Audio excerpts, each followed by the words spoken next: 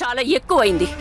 నువ్వు మా ఇంటికే వచ్చి నా మేనల్లుడితో ఇలా మాట్లాడే ధైర్యం అసలు ఎక్కడి నుంచి వచ్చింది నీకు? హాసిని మీకు బానిస కాదు. ఒకవేళ వీళ్ళిద్దరి జీవితాలు ముడిపడాల్సుంటే హాసినికి తెలుసుకోవాల్సిన హక్కుంది. తను అవినాష్ని అడుగుతుంది తన జీవితం ఎందుకు ఇలా చేశావని.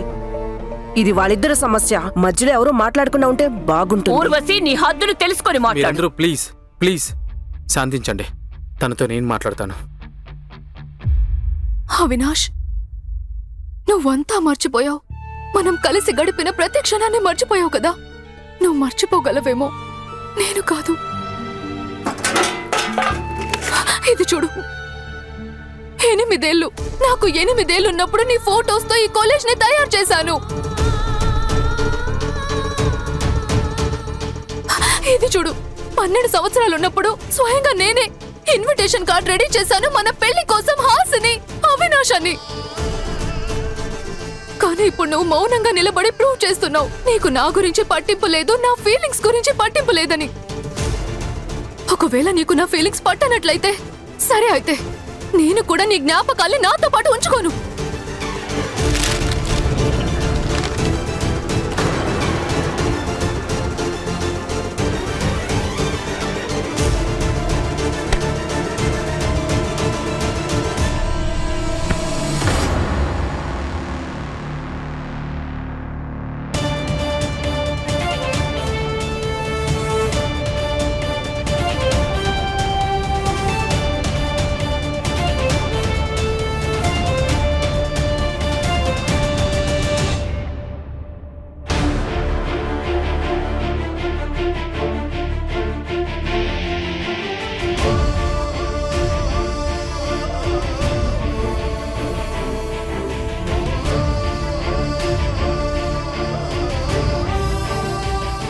నాలో చాలా లోపాలు ఉండొచ్చు,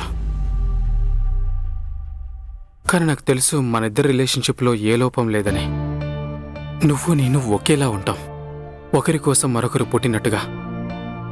మనిద్దరికి నచ్చేవి నచ్చనివి అన్నీ సేమ్ టైప్ మ్యూజిక్ ఇష్టం, టీకి బదులుగా కాఫీ ఇష్టం, ఒకే రకమైన రంగులు కూడా ఇష్టం. కాకపోతే నీ జోక్స్లు అస్సలు బాగోవు. అది నువ్వు ఇందాక అన్నావు కదా, నాకు ఇంకెవరితోనో పెళ్ళయిందని. నువ్వుంటే నాకు జీవితంలో ఇంకేమీ అవసరం లేదో. నాకేమనిపిస్తుందంటే మనిద్దరం ఒకరి కోసం ఒకరు కాదు, మనిద్దరం ఒకేలాగా ఉండడానికి పుట్టాం. నిన్ను మర్చిపోతానని అనిపిస్తోందా నీకు? నీ స్థానాన్ని నా జీవితంలో ఎవరూ భర్తీ చేయలేరా? నీలాగా నన్ను ఎవరూ అర్థం చేసుకోలేరా?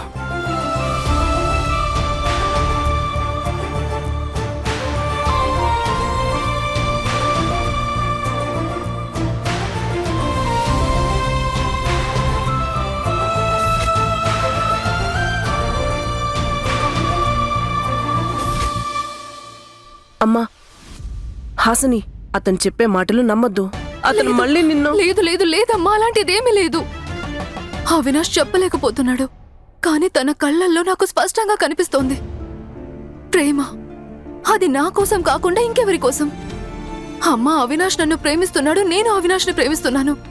బహుశా ఇదంతా ఒక అనుకోని సంఘటన. భగవంతుడు మా ప్రేమని పరీక్షిస్తున్నాడు. అవినాష్, నేను వీలైనంత త్వరగా నేను పెళ్లి చేసుకోవాలనుకుంటున్నాను.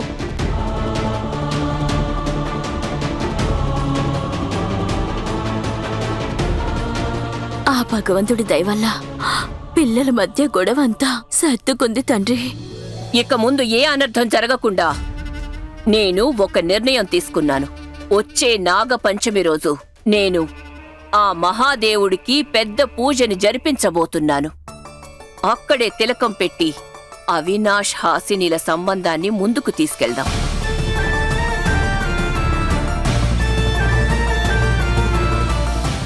నేను చెప్పాను కదా.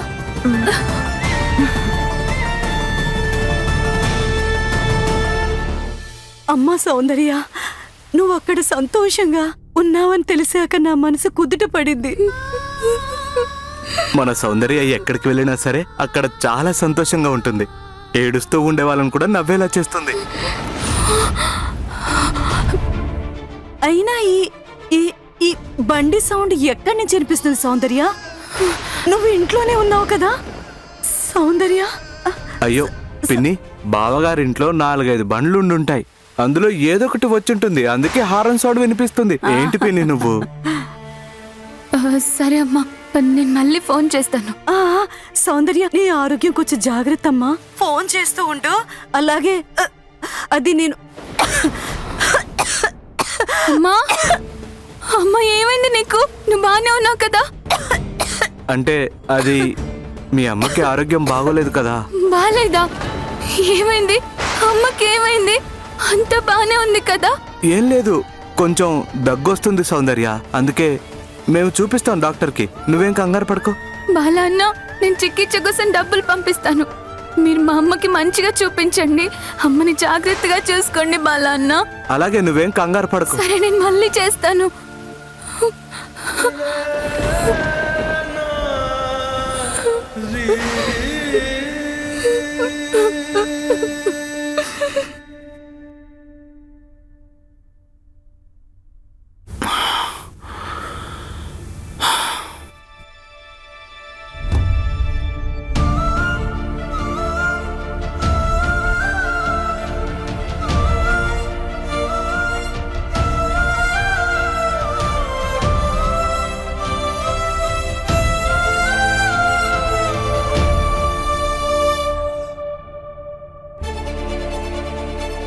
నేను ఇంక ఈ బలవంతపు పెళ్లి మర్చిపోయి ముందుకు వెళ్లాల్సి ఉంటుంది. సౌందర్య ఇప్పుడు ఎన్జిఓలో ఉంది. వాళ్ళు తనని చూసుకుంటారు. నేను కూడా తనకి చెప్పకుండా సాయం చేస్తూ ఉంటాను. నేను ఈ బలవంతపు పెళ్లిని నిలబెట్టుకోవాల్సిన అవసరం లేదు, కానీ నా బాధ్యతని సరిగ్గా నిర్వహిస్తాను.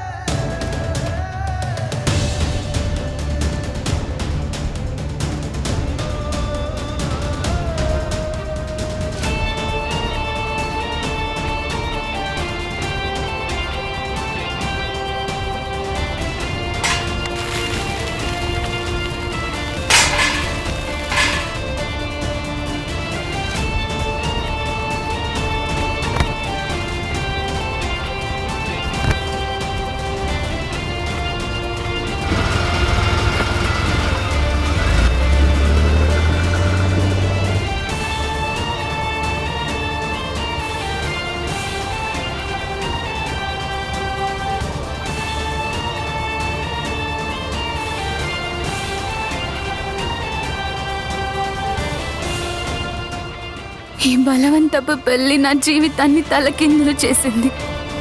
కానీ అది కూడా మంచిదేనేమో. ఇక్కడికి రావడం వల్ల నేను నా లోన్ అప్పులు, అలాగే అమ్మ ఆరోగ్యం కోసం డబ్బులు జమ చేయగలను. అవును, నేను రేపటి నుంచే పని వెతుక్కోవడం మొదలు పెడతాను. ఒక కొత్త జీవితాన్ని ప్రారంభిస్తాను.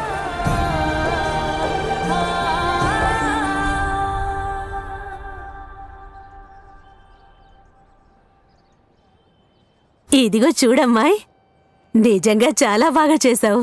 అవును పిన్ని, ఇవన్నీ బాగా తెలుసు నాకు. రైతు బిడ్డని ఇలా అన్ని పోగు చేసి ఒక్కసారి కట్టానంటే ఎంత పెద్ద తుఫాన్ వచ్చినా తట్టుకోగలదు. అయినా ఏం తెలుసు, ఇంకా ఎన్ని రోజులు ఈ భూమాత ఒళ్ళో పడుకోవాల్సిందో. ఇంకా ఈ భూమాత మీదొట్టు, ఏదైనా పని దొరికిందంటే అన్నీ సర్దుకుంటాయి.